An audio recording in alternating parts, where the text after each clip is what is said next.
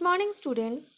Today I am going to provide you the answers of the question of comprehension check part 2 of the prose The Best Christmas Present in the World. Comprehension check, page number 14. Who had written the letter, to whom and when? Jim Macpherson had written this letter to his wife, Mrs. Connie Macpherson, on December 26, 1914. Why was the letter written? What was the wonderful thing that had happened? Jim wrote the letter to his wife to describe a wonderful incident that happened on the Christmas day of 1914. He wanted to explain how things were at war front, and he also wanted to share the experience that both armies had on the Christmas Eve, which made them very happy.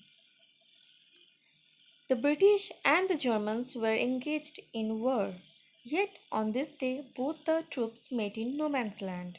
It was a thing of wonder because right in the middle of war, the soldiers were making peace.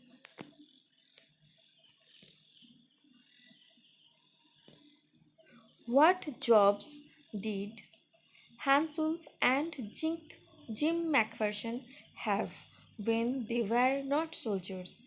Hansel played the cello in the orchestra. Jim Macpherson was a teacher in Dorset. Had Hansel ever been to Dorset? Why did he say he knew it?